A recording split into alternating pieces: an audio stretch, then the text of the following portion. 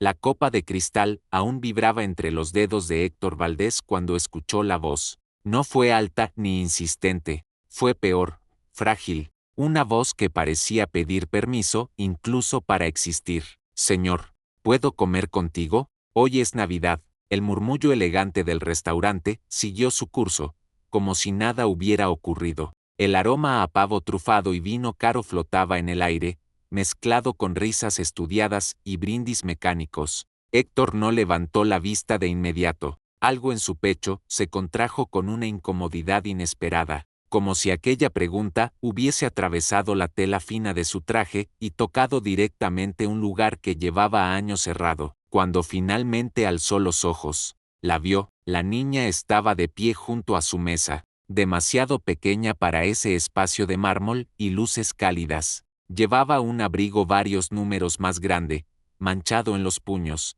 y unas botas gastadas que no lograban ocultar el temblor de sus piernas. Su cabello oscuro caía en mechones desordenados sobre una frente pálida. No sonreía, no suplicaba, solo esperaba. Los clientes cercanos comenzaron a mirar de reojo. Héctor sintió esas miradas clavarse en él como alfileres invisibles. El millonario, el hombre poderoso, el que siempre sabía qué decir.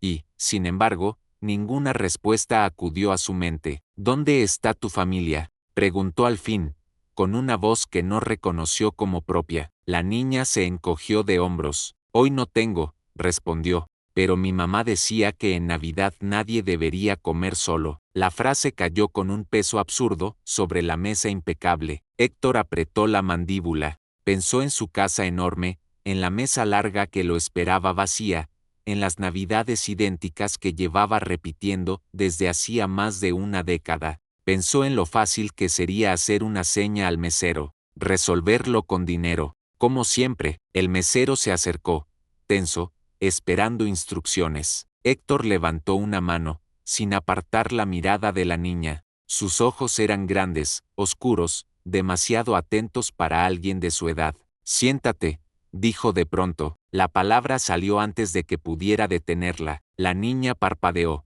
incrédula. ¿De verdad?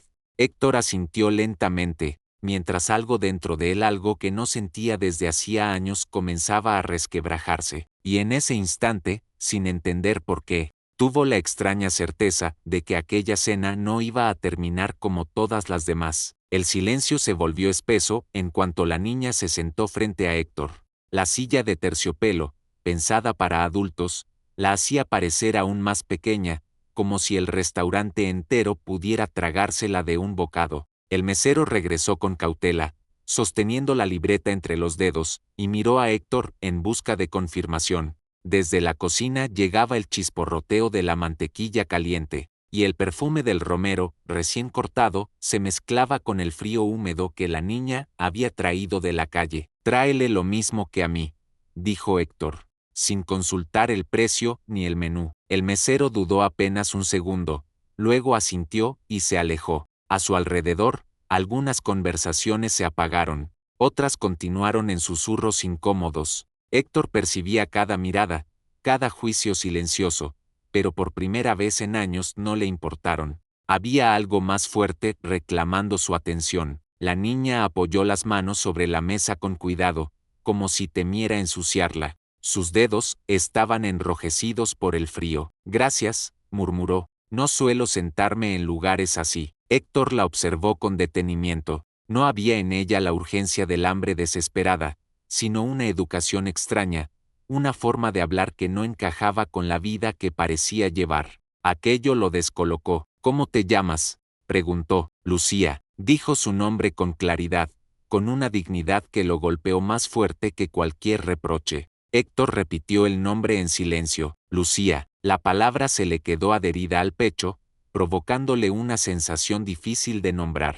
Mientras esperaban la comida, el tiempo pareció alargarse. Héctor tomó un sorbo de vino y lo encontró amargo. Ella observaba las luces, el árbol de Navidad al fondo del salón, las esferas doradas reflejándose en los ventanales. En sus ojos había asombro, pero también una tristeza quieta, antigua. «¿Siempre cenas solo?», preguntó de repente. La pregunta lo tomó desprevenido. Héctor abrió la boca para responder con una mentira elegante, pero ninguna salió. En su mente apareció la imagen de su comedor vacío, la misma de cada año. Sí, admitió, casi siempre. Lucía asintió lentamente, como si entendiera más de lo que decía. Entonces, hoy los dos necesitábamos compañía. La comida llegó en ese instante, humeante, rompiendo el hechizo. Héctor observó cómo los ojos de la niña se iluminaban ante el plato caliente. Mientras ella acercaba la cuchara con cuidado, sintió una punzada inesperada, la certeza de que aquella noche no solo estaba compartiendo una cena, sino enfrentándose a algo que había evitado durante demasiado tiempo, porque la verdadera pregunta ya no era si podía comer con él, sino que estaba dispuesto a hacer cuando la cena terminara. Si esta historia te está tocando el corazón, regálanos un like para que llegue a más personas, y suscríbete al canal si crees, como nosotros, que una sola decisión puede cambiar una vida, o muchas. La historia continúa, y lo mejor aún está por venir.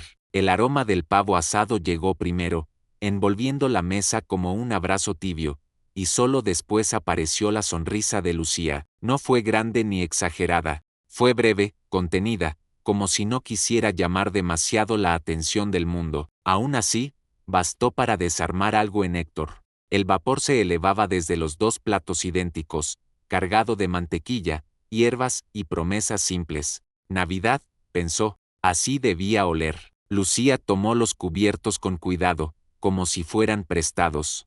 Partió un trozo pequeño, lo llevó a la boca y cerró los ojos apenas un segundo. Masticó despacio, con respeto, casi con ceremonia. Héctor la observaba, sin darse cuenta de que su propia comida seguía intacta. Llevó el tenedor a la boca por inercia, pero el sabor no le dijo nada. El pavo, perfecto. El vino, caro. La mesa, impecable. Y, sin embargo, algo no encajaba. Mientras ella seguía comiendo a pequeños bocados, él sintió como una grieta silenciosa se abría dentro de su pecho. No era culpa exactamente, ni tristeza pura. Era una incomodidad profunda, como si por primera vez viera su mundo desde fuera y no le gustara lo que encontraba. Recordó comidas rápidas, reuniones eternas, cenas de negocios donde nadie miraba a nadie. Recordó haber comido mucho, y nunca así. Está muy bueno, dijo Lucía en voz baja, sin dejar de mirar el plato. Gracias por compartir. La palabra compartir se quedó flotando entre ellos. Héctor dejó el tenedor sobre la mesa. El leve tintineo sonó más fuerte de lo que esperaba. ¿Tienes hambre?, preguntó, aunque la respuesta era evidente. Lucía dudó un instante, luego asintió. Sí, pero no solo de hoy, respondió. Levantó la vista y lo miró de frente. No había vergüenza en sus ojos, solo una honestidad que dolía. Hace días que no comía caliente. La frase cayó como un golpe seco. Héctor sintió que el aire se volvía más pesado, que el ruido del restaurante se alejaba, y en medio de ese silencio incómodo, una pregunta empezó a crecer, inevitable, insistente. ¿Dónde estaba viviendo esa niña cuando no había platos calientes que compartir?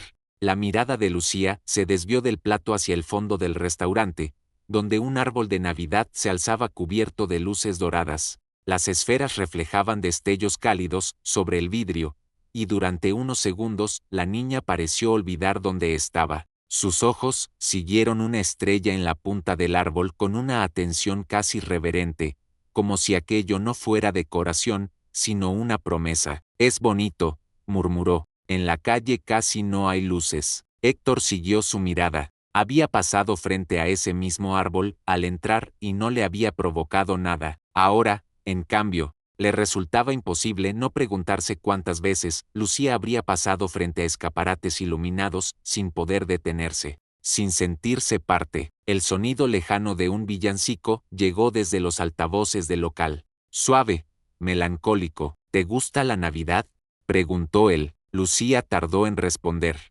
Jugó con el borde del mantel entre los dedos, como si ordenara pensamientos demasiado grandes para su edad. Me gustaba más antes, dijo al fin, cuando estaba con mi mamá. Héctor sintió un leve sobresalto. No insistió de inmediato. Había aprendido, en el mundo de los negocios, que algunas pausas dicen más que cualquier pregunta directa, y ahora, se atrevió a decir. La niña se encogió de hombros, pero no bajó la mirada. Ahora es solo un día frío, respondió. La gente corre mucho. Algunos miran, otros no. Héctor notó el plural. Algunos, no todos. Aquello lo incomodó más que un reproche abierto. Volvió a observarla con atención, la forma en que se sentaba recta, como decía gracias cada vez que el mesero se acercaba, como cuidaba no manchar nada. No encajaba con la imagen simple que su mente había construido al verla entrar. Lucía, dijo con cautela, ¿dónde vives? La pregunta quedó suspendida entre ambos. La niña dejó el mantel, apoyó las manos sobre la mesa y respiró hondo. Por un momento, Héctor pensó que no respondería. En distintos sitios, contestó finalmente, donde me dejan quedarme. No sonó como una queja, sonó como una descripción aprendida a fuerza de repetición. Héctor sintió un nudo apretarle la garganta. Pensó en su casa enorme, en las habitaciones cerradas, en el silencio elegido. Pensó en la diferencia obscena entre elegir estar solo y no tener dónde ir. Lucía volvió a mirar el árbol, pero esta vez su expresión era distinta, más apagada. Mi mamá decía que las mesas juntas hacen que la gente se quede, añadió, que cuando comes con alguien, no te vas tan rápido. Héctor comprendió entonces que aquella cena no era solo comida, era una tregua, y, tal vez, una despedida que ninguno de los dos estaba listo para aceptar. El mareo llegó sin aviso. Héctor apoyó una mano en el borde de la mesa mientras el restaurante parecía inclinarse levemente, como si el suelo ya no fuera firme. El ruido se volvió distante, amortiguado, y por un instante el aroma del pavo se mezcló con otro olor antiguo, sopa barata, pan duro, invierno. Lucía hablaba, pero su voz se desdibujó cuando Héctor la miró de nuevo. No supo en qué momento ocurrió, solo sintió el golpe, la misma edad, la misma mirada, ese gesto casi imperceptible al fruncir el ceño, el modo en que inclinaba la cabeza cuando escuchaba con atención. Un recuerdo enterrado emergió con violencia. Su hermana Clara, 8 años, desaparecida una tarde de diciembre, cuando él apenas era un adolescente demasiado ocupado queriendo irse de casa. Nadie volvió a verla. El barrio, la policía, las promesas rotas. Luego el dinero, los años, el olvido forzado. ¿Está bien, señor?, preguntó Lucía, preocupada. Héctor asintió, aunque no lo estaba. Sentía el corazón golpeándole con fuerza, como si quisiera escaparle del pecho. Lucía dudó un momento y luego metió la mano en el bolsillo de su abrigo. Sacó una fotografía doblada, gastada por el uso. La extendió sobre la mesa. Es lo único que tengo, dijo. Mi mamá y yo. Antes, Héctor bajó la vista. La imagen mostraba una calle estrecha, edificios bajos, una esquina con un mural descascarado. Su barrio, el lugar del que había huido y jurado no volver a mirar atrás. El mundo pareció detenerse. ¿Dónde tomaron esta foto?, preguntó, con la voz rota. Lucía lo miró, confundida. Ahí, respondió, donde nací. La pregunta ya no podía ignorarse. ¿Y si aquella niña no había llegado a su mesa por casualidad? La puerta del restaurante se cerró a sus espaldas y el frío los golpeó de frente. La calle estaba helada, húmeda, iluminada por luces navideñas que no lograban dar calor. Lucía se encogió dentro de su abrigo, y Héctor se quitó el suyo sin pensarlo, colocándoselo sobre los hombros pequeños. Gracias, murmuró ella, sorprendida. Caminaron unos pasos en silencio. El ruido lejano del tráfico contrastaba con la quietud incómoda entre ambos. Puedo llevarte a un albergue, dijo Héctor finalmente. Hay algunos buenos. Calefacción, comida, una cama. Lucía se detuvo. No lo miró de inmediato. Sus botas dibujaron un pequeño semicírculo en el suelo mojado. No, respondió, casi en un susurro. Héctor frunció el ceño. ¿Por qué? Ella levantó la vista entonces. En sus ojos no había rebeldía, sino cansancio. Porque dicen que ayudan, pero no vuelven por nosotros. Te quedas ahí, esperando, y nadie regresa. Las palabras se clavaron despacio, una a una. Héctor entendió que no hablaba solo de personas, sino de promesas. No soy así, dijo él, más como una defensa que como una afirmación. Lucía no respondió, solo lo observó, como si intentara decidir si creerle valía el riesgo. El frío siguió cayendo sobre ellos, y con él una pregunta incómoda: ¿podía Héctor realmente marcharse ahora? El sonido seco de la puerta del auto al abrirse rompió el silencio. Héctor se quedó inmóvil, con la mano aún en la manija, mirando el asiento del copiloto vacío. Bastaría con decir adiós, arrancar, volver a su vida ordenada. Bastaría con hacer lo correcto, lo habitual. La Navidad observaba en silencio desde las luces de la calle, como un juez antiguo. Lucía permanecía a unos pasos, sin acercarse ni alejarse. Esperaba, sin pedir. Esa espera era peor que cualquier súplica. Héctor pensó en Clara, en la foto, en su casa enorme, en la frase que la niña había dicho antes: las mesas juntas hacen que la gente se quede. Cerró los ojos un segundo. Hace frío, dijo. No deberías estar aquí afuera. Lucía asintió, sin moverse. Héctor respiró hondo. Sintió miedo, un miedo distinto al de los negocios, más profundo. Ven conmigo. La niña abrió los ojos, sorprendida. ¿A dónde?, preguntó. Héctor no respondió de inmediato, porque, por primera vez en muchos años, no tenía un plan. El eco respondió a sus pasos antes que cualquier palabra. La puerta se cerró detrás de ellos y el silencio de la mansión se desplegó como un manto pesado. Lucía avanzó despacio, mirando todo con cautela: los techos altos, los cuadros caros, la escalera interminable. Es muy grande, dijo, y muy callada. Héctor dejó las llaves sobre una mesa. Nunca había notado cuánto ruido hacía el silencio allí dentro. Lucía caminó hasta el salón principal, tocó el respaldo de un sofá, pasó los dedos por una repisa, observó una fotografía enmarcada donde Héctor aparecía solo,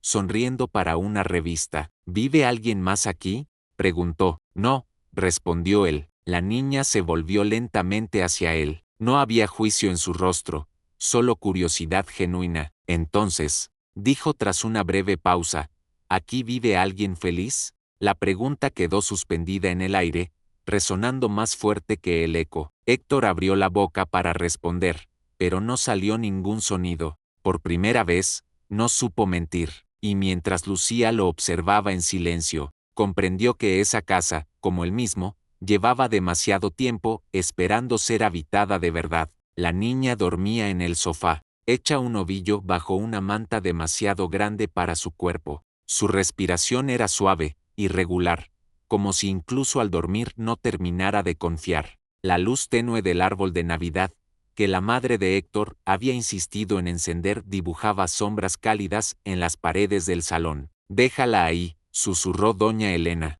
la madre de Héctor, desde el umbral. Está a salvo. Héctor asintió, pero no se sentía tranquilo. Subió a su habitación y se recostó sin quitarse la ropa. El silencio de la casa se le metió en la cabeza. Cerró los ojos y los recuerdos llegaron sin permiso.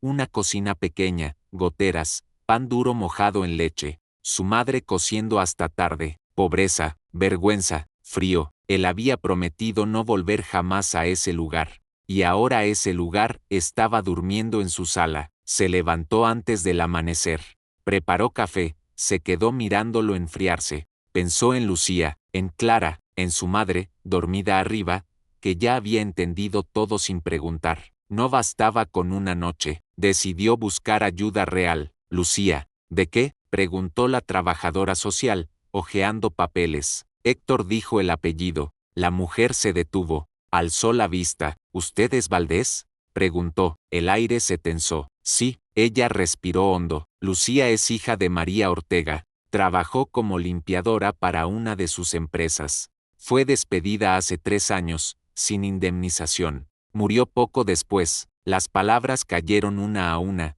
implacables. Héctor sintió un vacío brutal. Vio el rostro cansado de su madre esa mañana, recordando a María. Vio a Lucía comiendo despacio. Todo encajaba con una crueldad perfecta. Entonces, murmuró, todo esto empezó por mí. La trabajadora social no respondió. No hizo falta. Cancela todo, dijo Héctor por teléfono. Todo, reuniones, vuelos, cenas. Empezó trámites legales. Llamó a abogados. Aprendió palabras nuevas: custodia, tutela, responsabilidad. En casa, doña Elena enseñó a Lucía a amasar pan. Héctor quemó 2 comidas antes de lograr una decente. Lucía lo observaba con cautela. Una tarde, mientras doblaban ropa juntos, habló: no quiero molestar. Héctor se agachó frente a ella. No molestas. La niña dudó.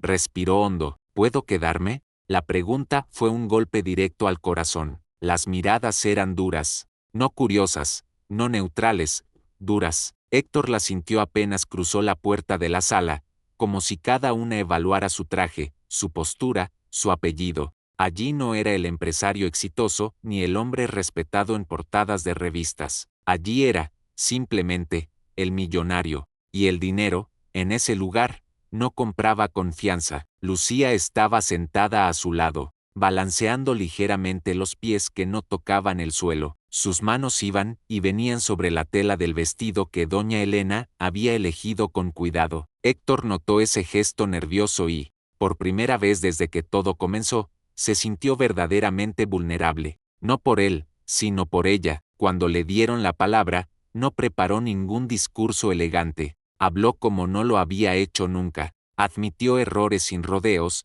decisiones tomadas desde la comodidad, despidos ejecutados sin mirar rostros, consecuencias que había elegido no ver. Reconoció que Lucía estaba allí no solo por el azar, sino por una cadena de actos que él mismo había iniciado años atrás. No vengo a salvar a nadie, dijo, con la voz firme pero quebrada. Vengo a hacerme cargo. Un murmullo recorrió la sala. El juez escuchaba sin expresión. La trabajadora social tomaba notas, sin asentir ni negar. No había promesas en su rostro. Doña Elena declaró después. Habló despacio, con la serenidad de quien ha vivido lo suficiente para no fingir.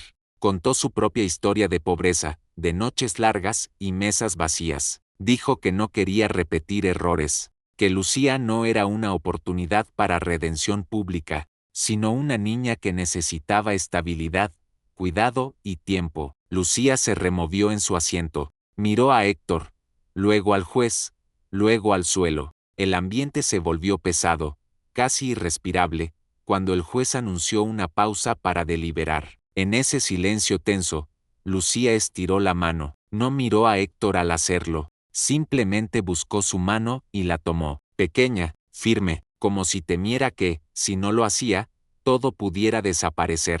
Héctor cerró los dedos alrededor de los suyos. No la soltó, y mientras esperaban, con las manos unidas y el futuro suspendido en el aire, una sola pregunta latía en la sala: ¿qué decidirían sobre ellos? El sobre llegó una mañana gris, de esas en las que el cielo parece no decidirse entre llover o desaparecer. El cartero lo dejó sobre la mesa del recibidor, perfectamente alineado, como si supiera el peso que llevaba dentro. Héctor lo miró durante largos segundos, sin atreverse a tocarlo. Cerrado, blanco, definitivo. Lucía estaba sentada en el suelo, dibujando en silencio. Doña Elena observaba a su hijo desde la cocina.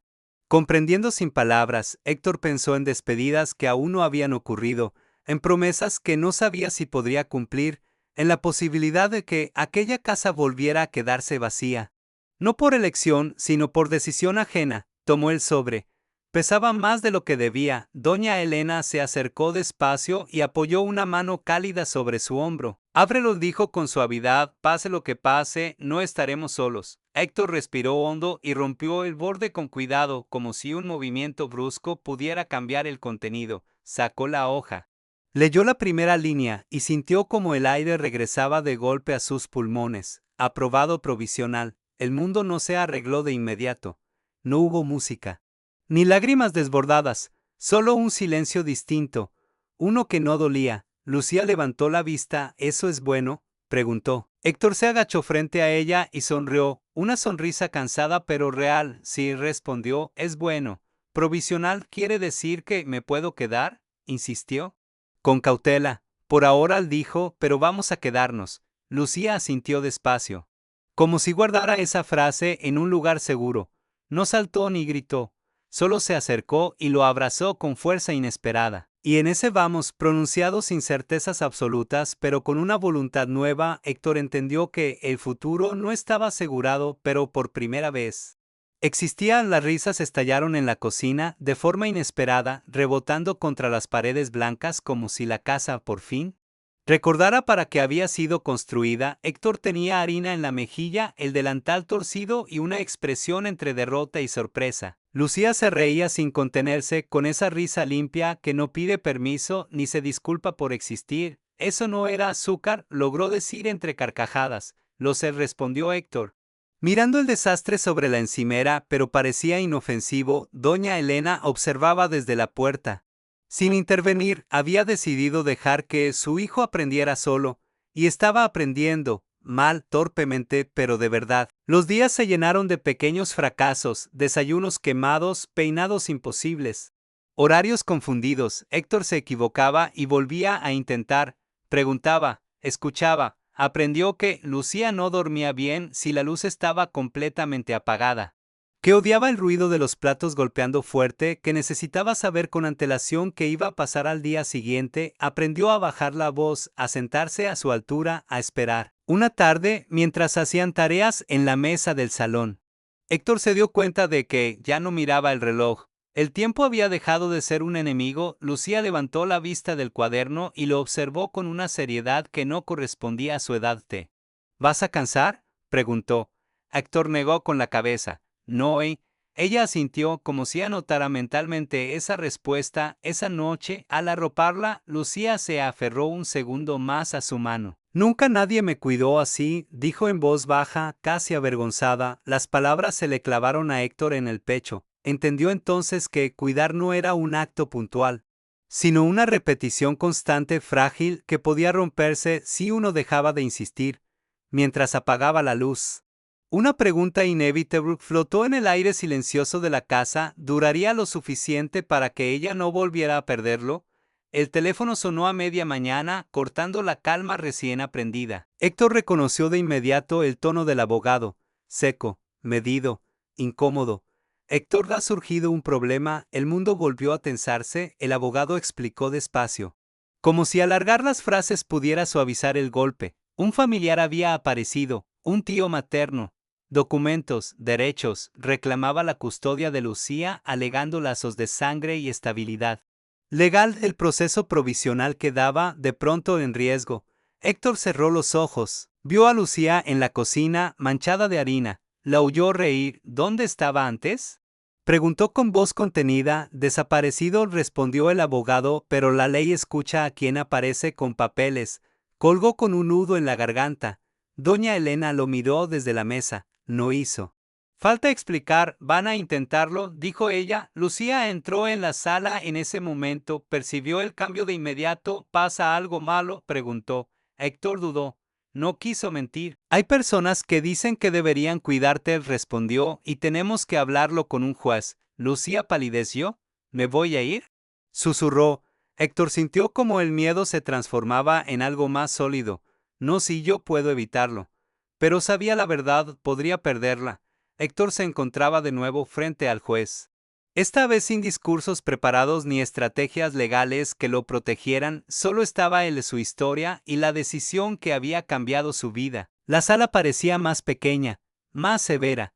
Explique por qué considera que esta niña debe quedarse con usted, pidió el juez. Héctor respiró hondo, habló de su pasado sin adornos, de cómo había creído que el dinero bastaba, de cómo había fallado a personas reales con decisiones abstractas, de cómo Lucía no había llegado para llenar un vacío, sino para mostrarle uno que llevaba años ignorando. No soy perfecto, dijo, pero he cambiado, y sigo cambiando. El familiar habló después de derechos, de sangre, de intenciones. Lucía escuchaba en silencio, con los pies colgando, cuando el juez hizo una pausa. Ella se levantó sin que nadie se lo pidiera. Caminó despacio hasta el centro de la sala. Yo solo quiero decir algo, dijo, con voz temblorosa pero clara. El juez asintió. Lucía miró a Héctor, luego al juez. No quiero estar sola otra vez. La frase no necesitó explicación. El silencio que siguió fue absoluto. Y en ese silencio, el futuro volvió a quedar suspendido, esperando un veredicto que podía cambiarlo todo. El silencio fue absoluto, tan denso que parecía tener peso. Nadie se movía, nadie tosía, incluso los papeles sobre la mesa del juez permanecían inmóviles, como si el aire mismo estuviera conteniendo la respiración. Héctor sentía el pulso en los oídos, lento, pesado. Lucía estaba sentada a su lado, rígida, con las manos entrelazadas sobre las rodillas. El juez bajó la mirada a los documentos una última vez, luego levantó la vista. Este tribunal ha considerado los hechos, los antecedentes y, sobre todo, el interés superior de la menor. Cada palabra caía con precisión quirúrgica. Héctor apenas podía parpadear, pensó en todas las veces que había ganado juicios y contratos. Negociaciones millonarias. Ninguna se parecía a esta espera. Ninguna le había dolido así. Su concede la custodia definitiva a Héctor Valdés. El mundo tardó un segundo en reaccionar, como si la frase necesitara tiempo para encontrar su lugar. Doña Elena se llevó una mano al pecho. La trabajadora social cerró los ojos brevemente. Lucía giró la cabeza hacia Héctor, buscando confirmación. ¿Eso quiere decir? Susurró. Héctor no pudo responder de inmediato. Algo se rompió dentro de él, algo que había sostenido durante décadas. Se inclinó hacia adelante, apoyó los codos en las rodillas y lloró. No en silencio contenido, no con dignidad aprendida. Lloró de verdad, con el rostro entre las manos, sin defensa alguna. Lucía dudó un instante y luego lo abrazó. Como si ahora fuera ella quien cuidara. Está bien, le dijo. Ya pasó. Héctor levantó la vista, los ojos enrojecidos, y sonrió entre lágrimas, por primera vez en su vida. No sintió vergüenza de mostrarse frágil. Mientras salían de la sala, con papeles firmados y un futuro oficialmente compartido, una pregunta empezó a tomar forma, suave pero inevitable. Ahora que ya no estaban huyendo, ¿qué seguía? El árbol volvió a encenderse, y esta vez no fue un gesto automático ni decorativo. Las luces parpadearon con vida, reflejándose en las ventanas de la casa, llenándola de un calor que no venía de la electricidad. Lucía se quedó quieta frente a él, observándolo como si fuera la primera vez. Ahora sí parece Navidad, dijo. La mesa no era grande ni elegante, no había manteles de lino ni copas de cristal fino, solo platos sencillos. Comida hecha en casa y una sopa que había salido demasiado salada. Héctor se disculpó, Lucía se rió. Doña Elena levantó los hombros. Así sabe mejor, dijo. A casa. Comieron despacio. Hablaron de cosas pequeñas, dibujos, un libro nuevo. Una película que querían ver juntos. Nadie miró el reloj. Nadie pensó en lo que faltaba. El pasado no estaba invitado. Héctor observó la escena con una sensación nueva, casi irreal. La risa de Lucía llenaba los espacios donde antes solo había eco. Su madre parecía más joven. Él mismo se sentía distinto, más presente, más humano. Cuando terminaron, Lucía se levantó y llevó los platos a la cocina sin que nadie se lo pidiera, luego volvió corriendo. Se subió a la silla y miró a Héctor con seriedad juguetona. Oye, dijo, hoy ya no estoy sola. Héctor tragó saliva. Yo tampoco. Lucía sonrió y, como si repitiera la pregunta que había iniciado todo, pero ahora cargada de sentido nuevo, preguntó, ¿comemos juntos? Héctor asintió. Y aunque la vida aún guardaba desafíos, esa noche supieron que algo esencial ya estaba resuelto. Ninguno de los dos volvería a pasar la Navidad solo. Héctor vende parte de su imperio un lunes por la mañana, sin conferencia de prensa ni discursos grandilocuentes. Los titulares llegan después, distorsionados. Especulativos. Valdés reestructura su conglomerado.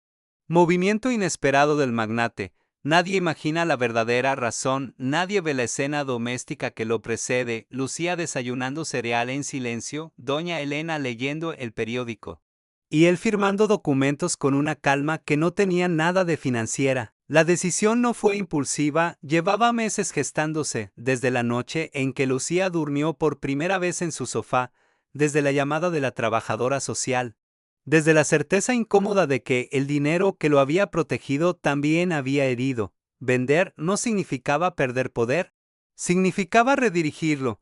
La fundación nace con discreción, programas de alimentación, apoyo legal, acompañamiento psicológico, nada de campañas vacías, nada de fotos para la caridad. Héctor insiste en algo simple: mesas, tiempo, presencia, que nadie vuelva a pedir permiso para comer.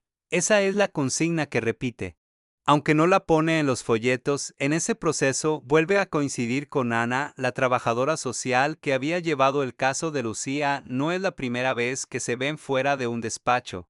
Pero si la primera que no hay urgencia, se encuentran revisando expedientes, luego compartiendo café, luego risas cansadas al final de jornadas largas. Ana no lo mira como al millonario que fue, ni como al benefactor que empieza a ser, lo mira como a un hombre que aprende tarde.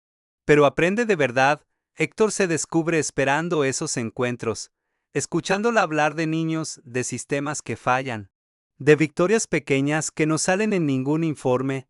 Ella lo cuestiona sin miedo, le pone límites, le recuerda que ayudar no es dirigir. A él le sorprende no sentirse atacado. Si no acompañado, la admiración llega primero, el cariño después, el amor sin aviso. Una noche, mientras regresan de visitar un centro comunitario recién abierto, Ana se detiene frente al mural del barrio antiguo, el mismo de la foto. A veces todo empieza con algo mínimo, dice, una decisión pequeña. Héctor asiente. Piensa en la cena. En la voz temblorosa, en el puedo. Piensa en cómo esa pregunta desarmó una vida entera y volvió a armarla con otros materiales. Semanas después, durante la inauguración oficial de la fundación, un periodista logra arrancarle una frase. Héctor mira a Lucía entre el público, a doña Elena sentada a su lado, a Ana sosteniéndole la mano con naturalidad. ¿Por qué este cambio?, preguntan. Héctor no habla de números ni de estrategias. Sonríe apenas y responde con la verdad más simple.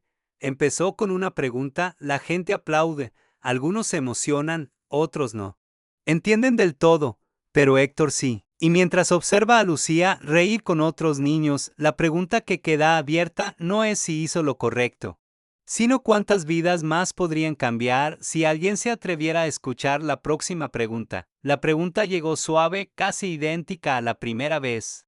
Como si el mundo tuviera formas circulares que nadie nota hasta que se repiten. Señora, ¿puedo comer con ustedes? La voz era nueva, más tímida aún, y venía desde el extremo de la mesa larga instalada en el patio del centro comunitario. Era Navidad otra vez, las luces colgaban entre los árboles. El olor a comida casera flotaba en el aire y las risas se mezclaban con el murmullo de muchas historias distintas. Héctor alzó la vista, Ana también. Pero fue Lucía quien reaccionó primero. Sonrió, no una sonrisa tímida, sino una segura tranquila. Se levantó de su silla. Tomó un plato limpio y lo colocó en la mesa sin pedir permiso a nadie. Claro que sí, dijo, aquí siempre hay lugar. La niña nueva dudó apenas un segundo antes de sentarse. Héctor sintió un nudo en la garganta. Ana le apretó la mano.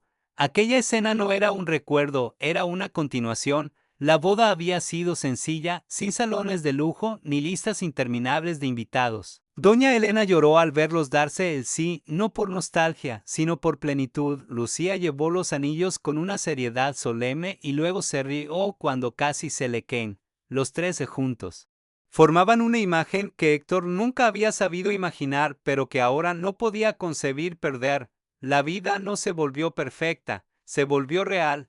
Hubo días largos, decisiones difíciles, historias que no siempre tenían finales rápidos, pero la fundación creció. Más mesas, más platos, más niños que dejaban de pedir permiso para existir. Héctor ya no era el centro. Era parte. Ana seguía recordándole límites. Lucía aprendía a enseñar a otros lo que había aprendido, que el cuidado se comparte. Esa noche, mientras la mesa se llenaba de voces nuevas, Héctor observó el espacio ocupado por platos distintos, manos distintas, risas distintas, y entendió que la mesa nunca estaba completa, y eso no era una carencia, sino una promesa. Lucía levantó su vaso. Por comer juntos, le dijo. Ana y Héctor la imitaron. La mesa creció, el corazón también, y en ese gesto sencillo, repetido una y otra vez, quedó claro que el bien no se termina cuando se comparte, se multiplica.